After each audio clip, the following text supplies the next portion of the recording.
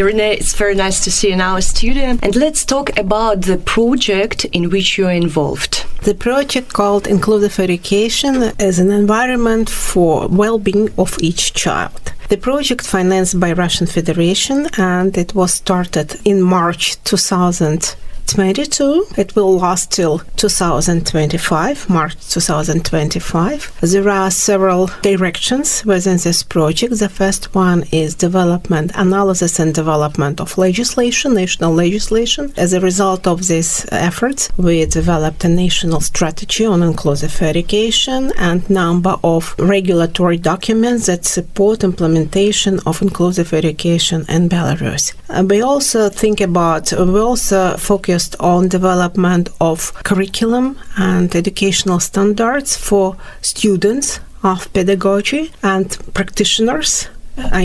Pre-service and in-service curricula for the specialists and future specialists that will help them to develop new knowledge, skills, attitudes towards inclusive education. One of the important elements of our project is creation of resource centers for inclusive education, because teachers and children in the classroom need ad hoc support from the specialist of special education. Teachers of special education has absolutely invaluable knowledge and skills in teaching children with special needs, and this resource should be used properly in our educational system and inclusive education. That's why, on the basis of special schools and centers for habilitation of children with disabilities, we establish resource centers for inclusive education. Specialists from the centers will come to schools and kindergartens where children with disabilities will learn and support them and their teachers and families in a trusting environment, program, development of individual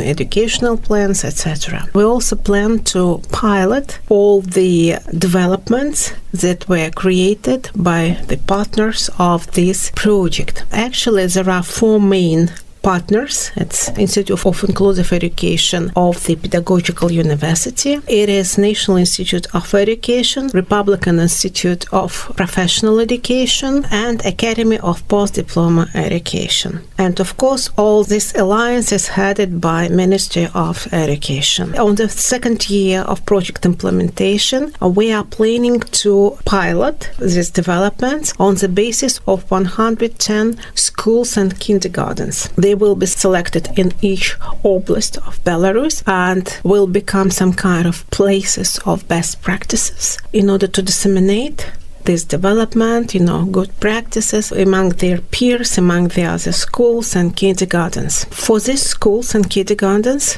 the project will provide purchase of equipment, assistive devices, in order to establish a really inclusive environment in these establishments, in these facilities. From your point of view, what is the main achievement of inclusive education in Belarus nowadays? Well, actually, the main achievement it is that we started thinking about it, we started this project, we started movement toward inclusive education. For many years, we were focused on integration, but now, after adoption of the Convention of the Rights of Persons with Disabilities in Belarus, there is an obligation of the government of our country to move towards inclusive education, and our project is one of the measures to fulfill this obligation and develop system of education that will be inclusive and adapted to the needs of those who have special education needs, including children with disabilities. Are there any problems with which we face? No, actually, it's not an easy process. Development, any innovations have some kind of, amid some fight from the society, as you know, and there are many myths and stereotypes around disability that should be all